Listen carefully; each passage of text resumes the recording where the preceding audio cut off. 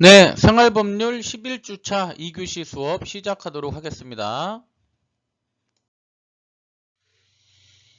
네, 명예훼손죄와 관련된 사례들을 살펴보고 있습니다. 자, 사례 이어서 살펴보도록 하겠습니다.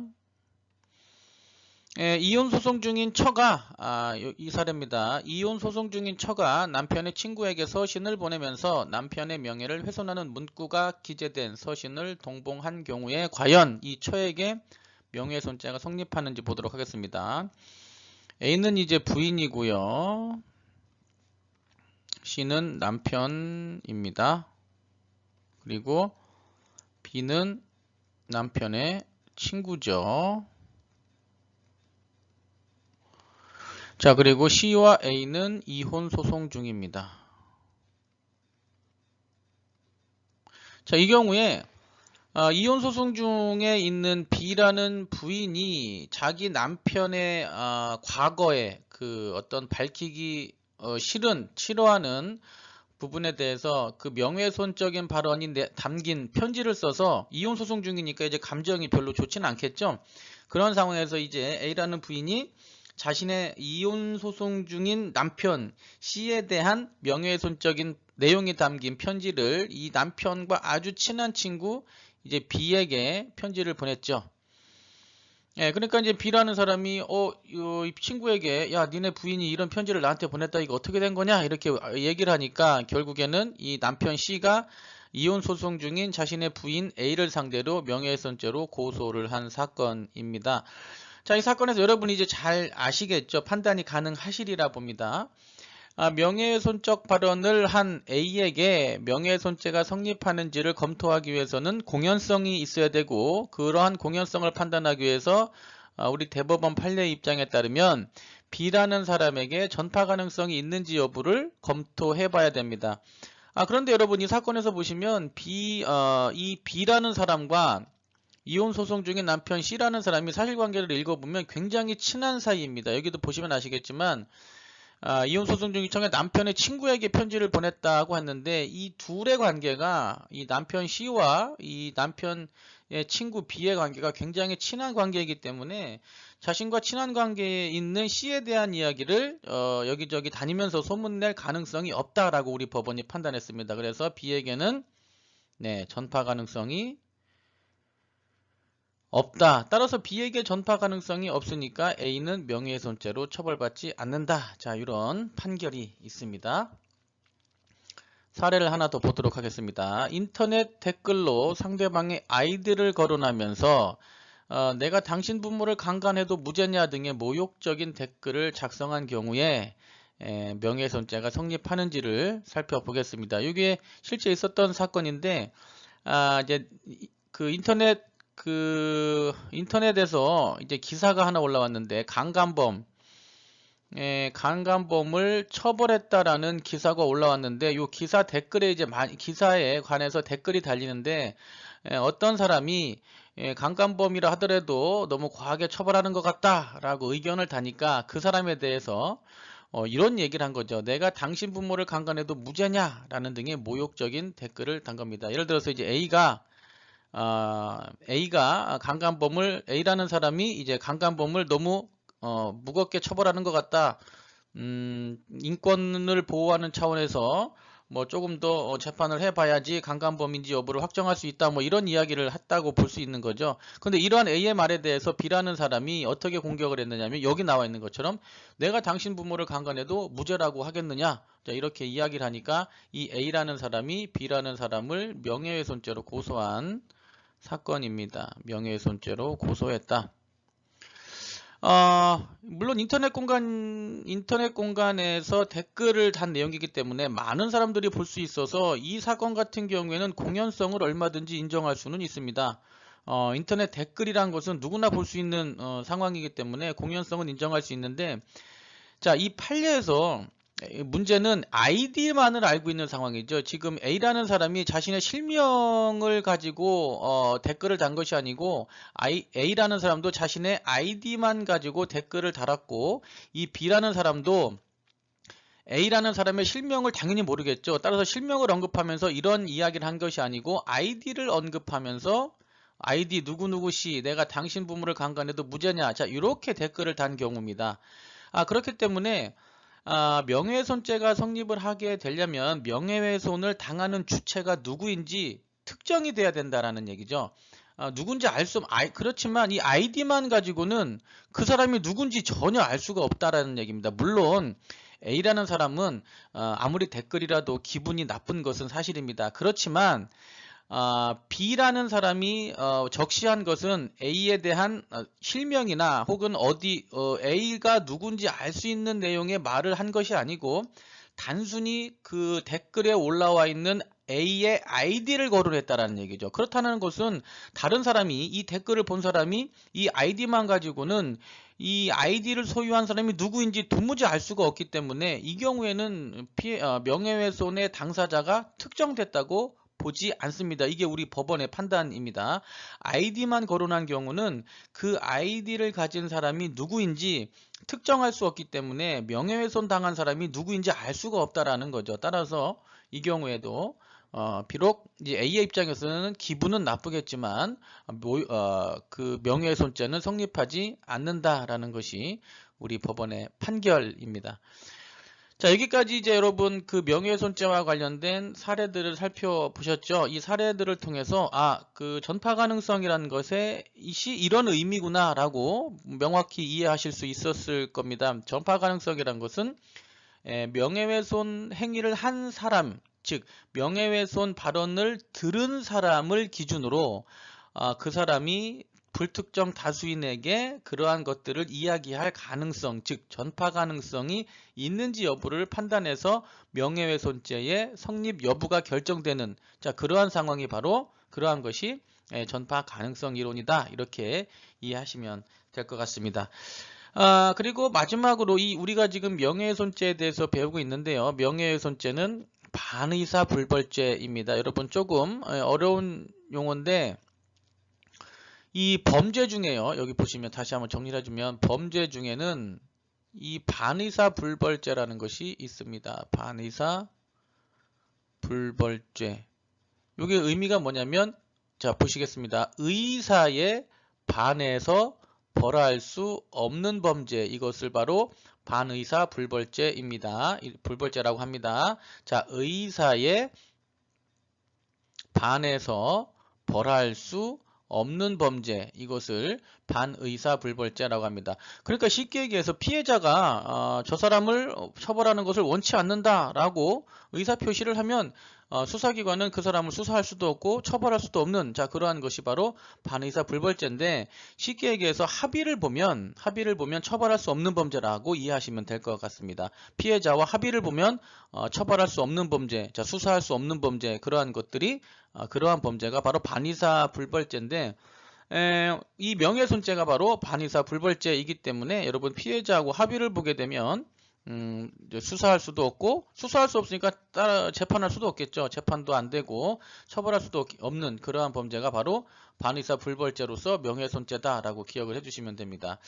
이 반의사 불벌죄에 관련해서 한 가지 더 참고로 말씀을 드리자면, 예를 들어서 이 기억 시점에서 명예훼손 행위가 있었습니다. A가 명예훼손죄를 저질렀습니다. A가 B에게 C에 대한 명예훼손적 발언을 해서 기억 시점에서 명예훼손죄가 이제 저질러져서 수사를 쭉 하고 있습니다. 수사를 하고 이제 기소를 하겠죠. 기소해서 이렇게 재판을 받는데, 재판을 받는 동안 명예훼손죄가 여러분 조금 전에 말씀드렸듯이 반의사 불벌죄이기 때문에 피해자하고 합의만 보면 이 고소를 취소할 수도 있다라는 얘기죠. 그런데 여러분 이 고소를 A 입장에서는 지금 자신이 재판을 받고 있기 때문에 빨리 이 피해자인 C하고 합의를 봐서 고소를 취소하게 해야 된다라는 얘기입니다. 근데 이 고소의 취소가 아무 때나 가능한 것이 아니고요. 고소의 취소는 언제까지만 가능하냐면 1심 판결 선고 전까지만 가능하다. 판결 선고 전까지만 가능하다. 자, 그래서 재판이 쭉 진행돼. 재판이 뭐 1심도 있고요. 그 다음에 우리가 저번에 배웠듯이 뭐 2심, 3심제가 있으니까 3심까지 재판이 진행된다는데 요 시점 1심 1심 판결을 선고하기 전까지 빨리 합의해서 고소를 취소해야지 이제 본인이 재판을 받지 않을 처벌을 받지 않을 수가 있게 된다라는 얘기죠. 만약에 1심 판결이 선고됐다. 그러면 이 이후에는 합의를 봐도 소용이 없다라는 얘기입니다. 그래서 여러분 이 반의사불벌죄에서 이 고소를 취소하기 위해서는 1심 판결 선고 전까지 해야지만 효력이 있다라는 것도 함께 기억을 해 두시기 바랍니다. 자, 명예훼손죄와 관련된 얘기는 여기까지 해서 마치도록 하겠습니다. 네, 여기까지 이제 명예훼손과 관련된 사례를 살펴봤고요. 지금부터는 이 명예훼손죄와 관련된 위법성 조각사유라는 게 좀 특별히 있습니다. 그래서 이 명예훼손죄와 관련된 성립, 명예훼손죄와 관련된 전파 가능성 에 관련된 내용은 이제 전 슬라이드까지 살펴보셨고요. 지금부터는 이 명예훼손죄와 관련해서 명예훼손 행위를 했음에도 불구하고 처벌받지 않는 경우도 있습니다. 이것을 이제 명예훼손죄의 위법성 조각사유라고 하는데 이 명예훼손죄의 위법성 조각사유에 대해서 한번 살펴보도록 하겠습니다. 자, 명예훼손죄의 위법성 조각사유란 것은 조금 전에 말씀드렸듯이 명예훼손 행위가 있었음에도 불구하고 처벌할 수 없는, 처벌하지 않는 그러한 것이 바로 위법성 조각사유라고 합니다. 자, 사례를 통해서 한번 살펴보도록 하겠습니다. 자, A라는 여성단체는 국립대학 교수인 B가 자신의 연구실에서 제자인 여학생을 성추행했다는 내용을 글을 A 여성단체 인터넷 홈페이지 및 소식지에 게재하여 A 교수로부터 명예훼손으로 고소당했다라는 거죠. 자, A라는 여성단체가 B라는 교수, 여기는 여성단체고요. B는 교수죠. 근데 이 B라는 교수가 자신의 여제자를 성추행했다라는 거죠. 여제자 성추행. 자, 이 여성단체가 B라는 교수가 자신의 여제자를 성추행했다는 내용의 글을 인터넷에 띄워버렸다라는 얘기죠. 자, 과연 그래서 이제 이 교수라는 사람이 A라는 여성단체를 명예훼손죄로 고소한 사건입니다. 자, 그런데 과연 이 A라는 여성단체 명예훼손죄가 성립하는지 중요한 것부터 한번 살펴보도록 하겠습니다. 공연히라죠. 공연성 인정할 수 있습니까, 여러분? 인터넷 공간에서 올렸기 때문에 당연히 공연성 광범위하게 불특정 다수인에게 전파될 수 있는 힘이 굉장히 크죠. 그러한 가능성이 크기 때문에 공연성 당연히 인정되고요. 그리고 A라는 여성단체가 적시한 내용은 사실이 맞습니다. 예. 이게 진실한 사실로 나중에 밝혀졌지만 어쨌든 증명 가능한 일이기 때문에 공연히 사실을 적시한 경우에 해당돼서 A라는 여성단체는 명예훼손죄가 성립할 수 있다라는 얘기죠. 자, 그런데 여러분 아주 특별한 경우에 A라는 여성단체에게 명예훼손죄가 성립하지 않을 수도 있다라는 거죠. 이것이 바로 지금부터 우리가 보려고 하는 위법성 조각사유에 대해서 조각사유에서 규정을 하고 있습니다. 관련 규정을 먼저 한번 보시죠. 형법 제310조에 규정이 되어 있는데 307조 1항의 행위, 이게 뭐냐면 우리가 명예훼손죄가 두 가지가 있다고 했죠. 첫 번째 공연히 진실한 사실로 명예훼손한 경우가 있고 두 번째로는 공연히 허위의 사실로 명예를 훼손한 경우가 있습니다. 요 첫 번째 명예훼손죄가 여러분 형법 307조 1항의 명예훼손죄고요. 이 두 번째 명예훼손죄가 형법 307조 2항의 명예훼손죄입니다. 그러니까 310조를 보니까 307조 1항의 행위가, 그러니까 첫 번째네요. 요거 진실한 사실로 타인의 명예를 훼손한 요 행위가 진실한 사실로서 오로지 공공의 이익에 관한 때에는 처벌하지 아니한다라는 규정이 있습니다. 자, 그러니까 명예훼손죄는 두 가지가 있다. 저번에 말씀드렸죠. 1교시 때도 말씀드렸습니다. 진실한 사실로 타인의 명예를 훼손하는 경우가 있고 허위의 사실로 타인의 명예를 훼손하는 경우가 있다. 이렇게 두 가지는 말씀드렸죠. 그런데 진실한 사실로 타인의 명예를 훼손한 경우에, 즉 요 첫 번째 경우죠. 요 경우에 명예훼손 행위가 오로지 공공의 이익에 관한 때, 오로지 공공의 이익에 관한 때에는 처벌하지 않는다고 310조에 규정이 되어 있습니다.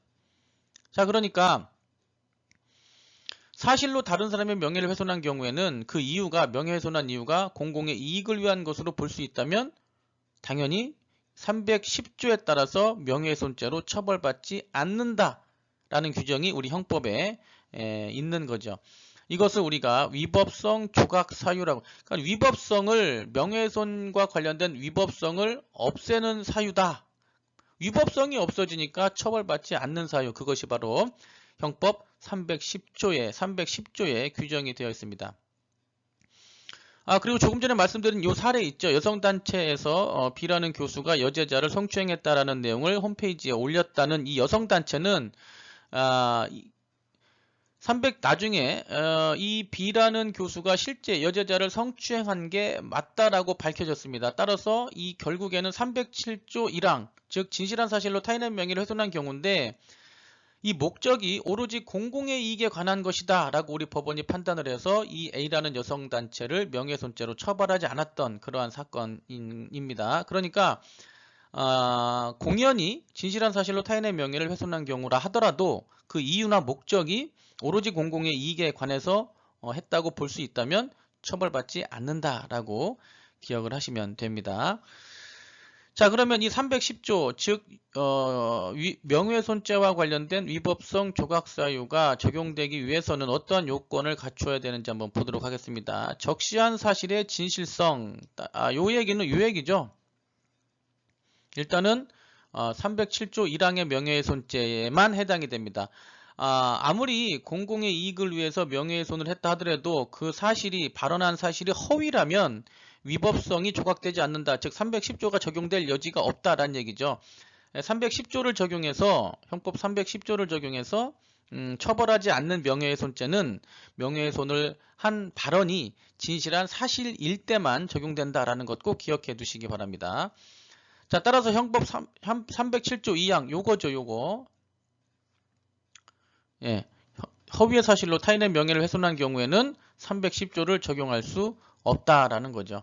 자, 그런데 그 사람이 명예훼손적 발언을 한 내용이 허위인지 사실인지 이것을 구별하는 기준이 무엇이냐? 우리 판례에 의하면 중요 부분의 사실이 진실과 합치되면 충분하고 세부사항이 다소 다르거나 과장된 표현이 있어도 무방하다라는 것이 우리 판례의 태도입니다.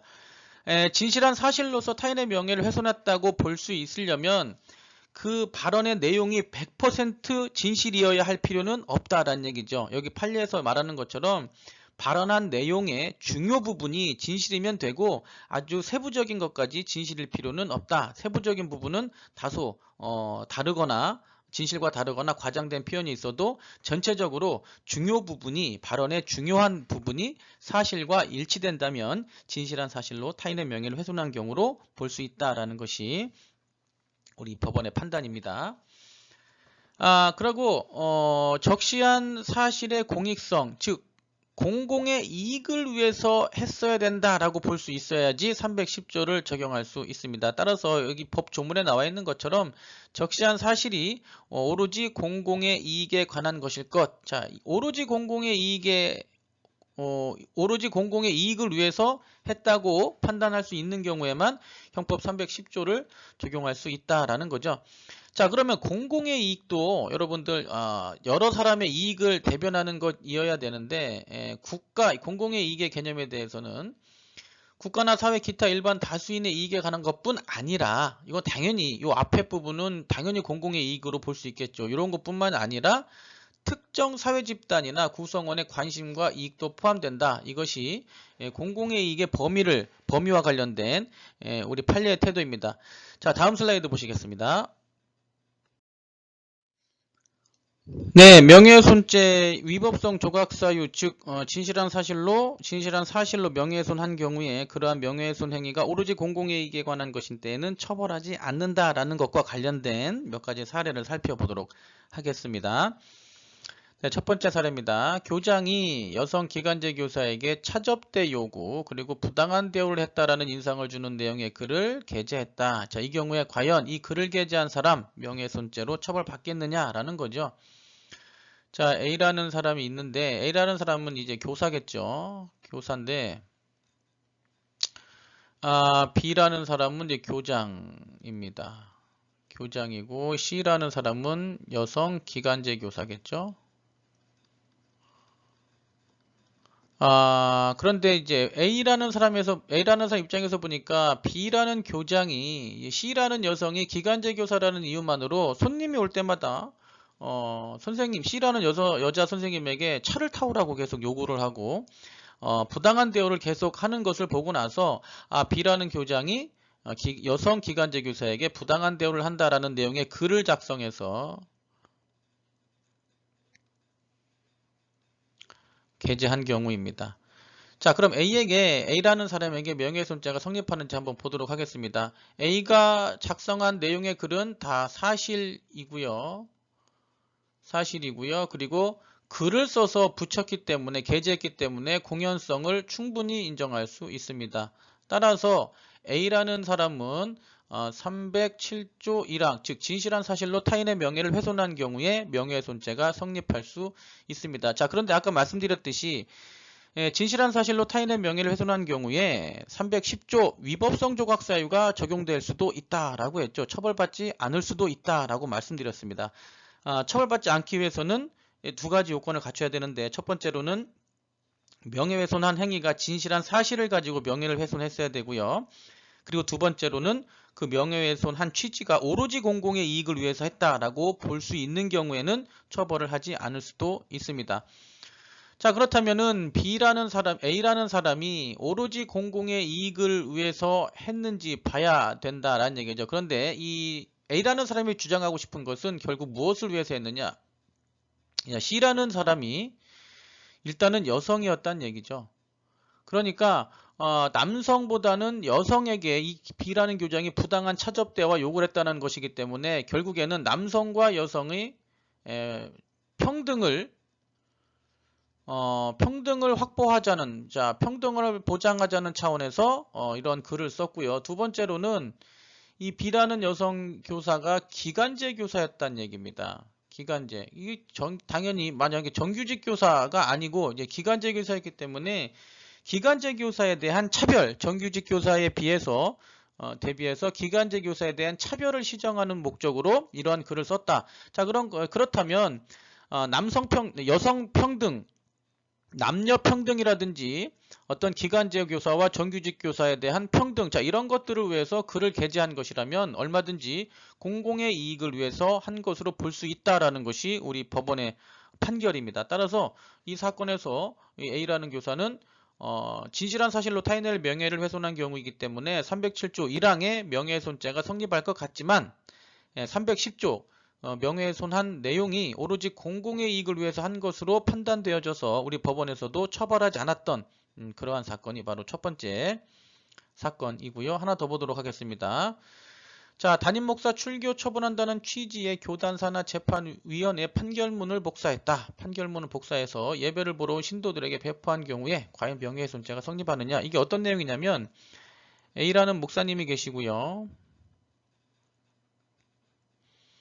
그다음에 B가 성도인데 A라는 목사님이 어떤 불미스러운 사건에 연루가 돼서 이제 교단으로부터 출교 처분을 당했습니다. 굉장히 불명예스러운 거죠.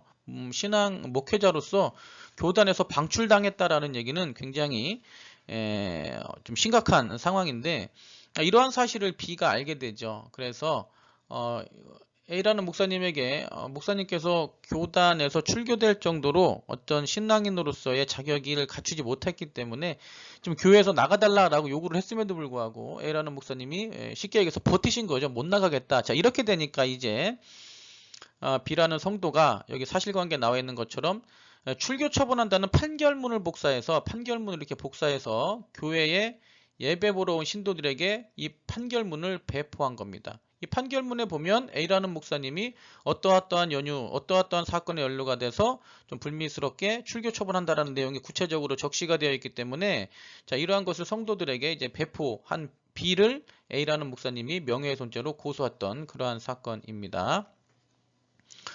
자, 그런데 A라는 목사님이 그 교단으로부터 출교당한 것은 진실한 사실이죠. 따라서 진실한 사실로 타인의 명예를 훼손한 경우이기 때문에 조금 전에 말씀드렸듯이 307조 1항, 즉 진실한 사실로 타인의 명예를 훼손한 경우 해당됩니다. 자, 이 경우에는 위법성 조각 사유가 적용될 수도 있다라고 말씀드렸죠. 그런데 위법성 조각 사유가 적용되기 위해서는 오로지 공공의 이익에 관해서 한 경우에만 위법성 조각 사유가 적용돼서 처벌받지 않습니다. 그러면 B라는 성도가 A라는 목사님이 교단으로부터 출교 처분됐다라는 내용의 판결문을 배포한 것이 오로지 공공의 이익에 관한 것이었냐라는 것이 이제 문제가 되겠죠.